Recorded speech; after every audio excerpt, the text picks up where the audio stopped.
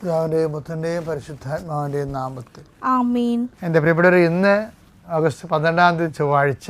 നമുക്ക് അമ്മയോട് ചേർന്ന് പ്രാർത്ഥിക്കാം. അമ്മേ പരിശുദ്ധമ്മേ, അമ്മേ പരിശുദ്ധമ്മേ, ദേവമാതാവേ, ദൈവമാതാവേ, കൃപാസനത്തിലൂടെ ഞങ്ങൾക്കും ഞങ്ങളുടെ ദേശത്തിനും അമ്മ മാധ്യസ്ഥം തേടി തന്ന എല്ലാ അനുഗ്രഹങ്ങൾക്കും കൃപകൾക്കും ഞങ്ങളിപ്പോൾ ഹൃദയം നിറഞ്ഞ നന്ദി പറയുന്നു. അമ്മേ പരിശുദ്ധമ്മേ, ദേവമാതാവേ, 2004 ഡിസംബർ 7 ഉച്ചകഴിഞ്ഞ് 2:30 കൃപാസനത്തിൽ സംഭവിച്ച അമ്മയുടെ പ്രത്യക്ഷപ്പെടലിനെ കുറിച്ച് തിരുസഭയ്ക്ക് സമർപ്പിച്ചിരിക്കുന്ന പഠനരേഖകളുടെ മേൽ സഭാത്മകമായ പഠനം ആരംഭിക്കുവാൻ ഞങ്ങൾ പ്രാർത്ഥിക്കുന്നു.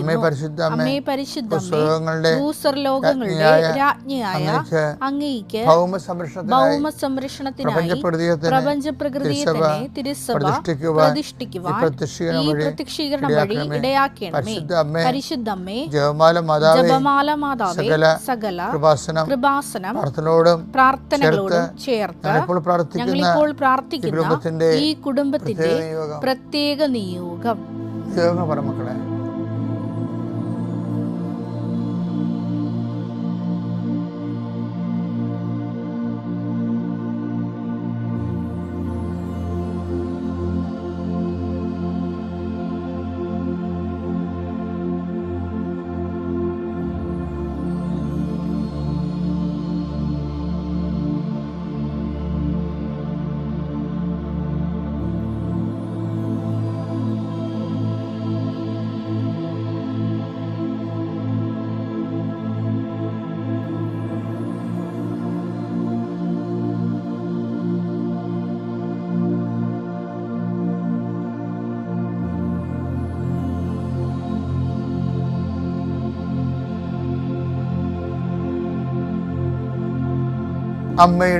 അമ്മയുടെ പ്രത്യക്ഷീകരണത്തിന്റെ ഈ അനുഗ്രഹവേളയിൽ ഞങ്ങൾക്ക് സാധിച്ചു തരുവാൻ കനിയണമേ. വിശ്വാസ പ്രമാണം.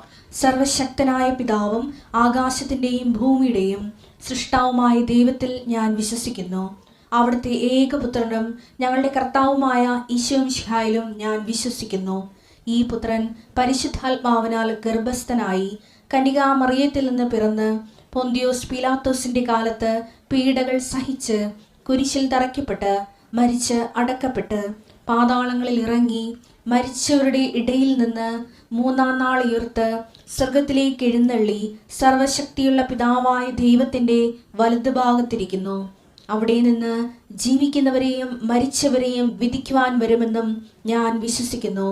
പരിശുദ്ധാത്മാവിലും ഞാൻ വിശ്വസിക്കുന്നു. വിശുദ്ധ കത്തോലിക്കാ സഭയിലും പുണ്യവാന്മാരുടെ ഐക്യത്തിലും പാപങ്ങളുടെ മോചനത്തിലും ശരീരത്തിന്റെ ഉയർപ്പിലും നിത്യമായ ജീവിതത്തിലും ഞാൻ വിശ്വസിക്കുന്നു. ആമേൻ. സുഖസ്ഥനായ ഞങ്ങളുടെ പിതാവേ, അങ്ങയുടെ നാമം പൂജിതമാകണമേ. അങ്ങയുടെ രാജ്യം വരണമേ. അങ്ങയുടെ തിരുമനസ് സ്വർഗത്തിലെ പോലെ ഭൂമിയിലുമാകണമേ. അന്നു വേണ്ടുന്ന ആഹാരം ഇന്ന് ഞങ്ങൾക്ക് തരണമേ. ഞങ്ങളോട് തെറ്റ് ചെയ്യുന്നവരോട് ഞങ്ങൾ ക്ഷമിക്കുന്നത് പോലെ ഞങ്ങളുടെ തെറ്റുകൾ ഞങ്ങളോടും ക്ഷമിക്കണമേ. ഞങ്ങളെ പ്രലോഭനത്തിൽ ഉൾപ്പെടുത്തരുതേ, തിന്മയിൽ ഞങ്ങൾ രക്ഷിക്കണമേ. ആമേൻ. നന്മ നിറഞ്ഞ മറിയമേ, സ്വസ്തി. കർത്താവ് അങ്ങയുടെ കൂടെ സ്ത്രീകളിൽ അങ്ങ് അനുഗ്രഹിക്കപ്പെട്ടവളാകുന്നു. അങ്ങയുടെ ഉദരത്തിൻ ഫലമായി ഈശോ അനുഗ്രഹിക്കപ്പെട്ടവനാകുന്നു. പരിശുദ്ധ മറിയമേ, തമ്പുരാന്റെ അമ്മേ, പാപികളായ ഞങ്ങൾക്ക് വേണ്ടി ഇപ്പോഴും ഞങ്ങളുടെ മരണസമയത്തും തമ്പുരാനോട് അപേക്ഷിക്കണമേ. ആമേൻ. എൻ്റെ കർത്താവേ, ഇതിൻ്റെ ഉന്നതമായ നാമം സ്വസ്ഥം ചെയ്യുന്ന കർത്താവേ, കുഞ്ഞുങ്ങളെ ഓർത്ത് പ്രാർത്ഥിക്കുന്നു, കുഞ്ഞുങ്ങളുടെ രോഗങ്ങളെ ഓർത്ത് പ്രാർത്ഥിക്കുന്നു, ഞങ്ങളുടെ ബന്ധുക്കൾ സ്വന്തപ്പെട്ടവർ ആശുപത്രിക്ക് രോഗികളെ കിടക്കുന്ന സ്വന്തം പ്രാർത്ഥിക്കുന്നു. ഈശോ മാറാത്ത രോഗങ്ങളെ ഓർത്തോർത്ത് കണ്ണീരോടെ പ്രാർത്ഥിക്കുന്നു. എത്തരത്തെ മരുന്ന് കഴിച്ചിട്ടും പിന്നെയും മാറി കർത്താവ് പിന്നെയും രോഗങ്ങൾ, അതേ രോഗങ്ങൾ തന്നെ കർത്താവ് കുറച്ചു നേരം ശമിക്കും, പിന്നെ കുറച്ച് കഴിഞ്ഞാൽ പിന്നെയും തിരിച്ചു വരും. എന്തിനാണെന്ന് അറിയാൻ പാടില്ലാതെ മനസ്സ് കലങ്ങി ഇടിഞ്ഞു പോയവർ കർത്താവിൻ്റെ രക്തത്താൽ യേശുക്രിസ്തു നാമത്തിൽ ഈ നിമിഷം സൗഖ്യം പ്രാപിക്കട്ടെ എന്ന് പ്രാർത്ഥിക്കുന്നു. ഈശോ കടകമ്പോളങ്ങൾ നടത്തുന്നവർ, ചെറിയ വ്യവസായങ്ങൾ നടത്തുന്നവർ, അതുകൊണ്ട് കുഞ്ഞുങ്ങളെ പഠിപ്പിക്കുന്നവരും കുടുംബം പോറ്റുന്നവരും അവർക്കുണ്ടാകുന്ന തടസ്സങ്ങൾ യേശുവിൻ്റെ നാമത്തിൽ ഞാൻ ബന്ധിക്കുന്നു. വിൽക്കാനുള്ള വസ്തുക്കൾ, വാങ്ങാനുള്ള വസ്തുക്കൾ, അതുപോലെ തന്നെ വെക്കാനുള്ള പുരകൾ, പുരയുടെ പുര വെക്കാനുള്ള സ്ഥലങ്ങൾ എല്ലാം കർത്താവിൻ്റെ പരിശുദ്ധമായ രക്തം തളിച്ചുകൊണ്ട് അത് നാളുകളായി നിലനിൽക്കുന്ന ദോഷങ്ങളെ യേശുവിൻ്റെ നാമത്തിൽ ബന്ധിക്കുന്നു. നിൻ്റെ യാത്രകളെല്ലാം ലക്ഷ്യങ്ങളെല്ലാം കർത്താവ് അനുഗ്രഹിക്കട്ടെ. നിത്യം പിതാവ് പുത്രനും പരിശുദ്ധാത്മാവിനെ നയിക്കുക. ആമേൻ. നിങ്ങൾ അറിയാത്തതിനെ ആരാധിക്കുന്നു, ഞങ്ങൾ അറിയുന്നതിനെ ആരാധിക്കുന്നു. ആരാധനയുടെ പ്രധാനപ്പെട്ട ഒരു കണ്ടൻ്റാണ് അറിവ്. യോഹന്നാൻ 4:22 നിങ്ങൾ അറിയാത്തതിനെ ആരാധിക്കുന്നു, നിങ്ങൾ അറിയാത്തതിനെ ആരാധിക്കുന്നു, ഞങ്ങൾ അറിയുന്നതിനെ ആരാധിക്കുന്നു.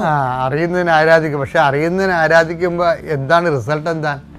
രക്ഷ യഹൂദരിൽ നിന്നാണല്ലോ. അറിയുന്നതിനെ ആരാധിക്കുന്നതിൽ നിന്നാണ് ക്രിസ്തുവിനെ കിട്ടുന്നത്. രക്ഷ എന്ന് പറഞ്ഞാൽ എന്താണ്? ലൂക്ക 2:30 എല്ലാ മനുഷ്യർക്കും വേണ്ടി ഒരുക്കിയിരിക്കുന്ന രക്ഷ ഞാനെൻ്റെ കണ്ണുകൊണ്ട് കണ്ടിരിക്കുന്നു. അപ്പോൾ രക്ഷ എന്ന് പറയണത് ആരിൽ നിന്നാണ് വരണത്?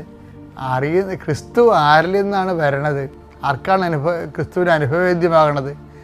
അറിഞ്ഞ് ആരാധിക്കുമ്പോഴാണ്. അപ്പം അതുകൊണ്ടാണ് നമ്മൾ ജപമാലയൊക്കെ പ്രാർത്ഥിക്കുമ്പോൾ ശവപ്രാണത്തിന് മുമ്പ് നമ്മൾ പ്രാർത്ഥിക്കുന്നത് ഈ ജപം ഭക്തിയോടും ശ്രദ്ധയോടും കൂടി ചെയ്യുന്നതിന്. അപ്പോൾ നിങ്ങൾ അധികം വാരിക്കെട്ടി പ്രാർത്ഥിച്ചില്ലാലും ചെയ്യണ കാര്യങ്ങൾ ഭക്തിയോടും ശ്രദ്ധയോടും കൂടിയാണ് ചെയ്യേണ്ടത്. ഇപ്പോൾ ഞാൻ കഴിഞ്ഞ ദിവസങ്ങളിൽ വളരെ ശ്രദ്ധയോട് ചെയ്ത കാര്യം, വിമാനത്തിൽ ലൈറ്റില്ലായിരുന്നു. ലൈറ്റ് ഉണ്ടായിരുന്നത് കുറവായിരുന്നു ഞാൻ ഇരിക്കുന്ന സ്ഥലത്ത്. അപ്പോൾ ഞാൻ എൻ്റെ കാന നമസ്കാരം എടുത്ത് മടി വെച്ചിട്ട് ലെൻസ് കൊണ്ടുപോയി. ഞാനിവിടുന്ന് ലെൻസ് കൊണ്ടുപോയപ്പോൾ ഇവിടെ ബാഗിൽ ലെൻസ് ഇംഗ്ലണ്ടിൽ ധ്യാനം ഉണ്ടായിരുന്നു. അതങ്ങനെ പോയതാണ് UK. അപ്പോൾ ഇവിടുന്ന് ലെൻസ് കൊണ്ടുപോയപ്പോൾ ഇവരെല്ലാം പറഞ്ഞ് എന്തിനാണ് വെച്ചാൽ ലെൻസ്? പക്ഷേ എനിക്കറിയാതെ എന്തിനാണ് ലെൻസ് എന്ന്. എന്തെങ്കിലും വായിക്കേണ്ടി വരികയാണെങ്കിൽ എടുക്കാമല്ല വിചാരിച്ചിട്ടുണ്ട്. പക്ഷേ വായിക്കേണ്ടി വന്നു. ഞാൻ കാന നമസ്കാരം തിരിച്ചു വെച്ചപ്പോൾ തുടർന്ന് വെച്ചപ്പോൾ ലൈറ്റ് കുറവാണ്. പിന്നെ ഞാൻ എന്ത് ചെയ്ത്, ഞാൻ ലെൻസ് വെച്ചാണത് വായിച്ചത് വിമാനത്തിൽ വെച്ച്. അപ്പോൾ എന്താണ് ഇത്? ഈ ജപം ഭക്തിയോടും ശ്രദ്ധയോടും കൂടെ ചെയ്യാൻ. അപ്പോൾ പ്രാർത്ഥനയിലുള്ള വിഷയം അത് അത്രയും സൂക്ഷ്മത നമ്മുടെ എല്ലാ പ്രാർത്ഥനയ്ക്കും നിങ്ങൾ കൊടുക്കണം. കാരണം ദൈവതിരുസന്നിധിയിൽ നമ്മൾ പ്രാർത്ഥിച്ച് പണി മേടിക്കുന്ന ആൾക്കാരുടെ എണ്ണമാണ് കൂടുതൽ. കാര്യം ഇവർ ദൈവതിരുസന്നിധിയിലാണ് ഇരിക്കുന്നത്. എന്നിട്ട് ഇവർ പട്ടിയുടെ കാര്യവും പൂച്ചയുടെ കാര്യവും അത്താഴത്തിൻ്റെ കാര്യവും മറ്റു കാര്യങ്ങളൊക്കെ ചിന്തിച്ചുകൊണ്ടിരുന്ന് ആപ്പാടെ പ്രാർത്ഥിച്ച് പണി മേടിക്കും. അപ്പം നിങ്ങൾ ഓർക്കും പ്രാർത്ഥിക്കാതിരിക്കുന്നതല്ല പ്രാർത്ഥിച്ച് പണി മേടിക്കണേക്കാൾ നല്ലതെന്ന്. അതിനെക്കുറിച്ച് ഞാനൊന്നും പറയണില്ല. അത് കോമൺ സെൻസ് ഉള്ളവർ അങ്ങനെ ചോദിക്കത്തില്ല. അത്രയും ഡേറ്റി ആയിട്ടുള്ള ആൾക്കാർ അങ്ങനെ ചോദിക്കത്തുള്ളൂ. കാര്യം പ്രാർത്ഥന ദൈവം നൽകുന്നൊരു വരവല്ലേ. അല്ല നമ്മളെന്തോ വലിയ കാര്യം ദൈവത്തിന് വേണ്ടി ചെയ്യണ പോലെയാണ് ചില ആൾക്കാർ ചിന്തിക്കുന്നത്. നിങ്ങൾ ഗുണം പിടിക്കാത്തതിൻ്റെ പല കാര്യങ്ങളും പ്രാർത്ഥന എന്തോ ദൈവത്തിന് വേണ്ടി നമ്മളെന്തോ ഔദാര്യം ചെയ്യണ പോലെ. അങ്ങനെയല്ല.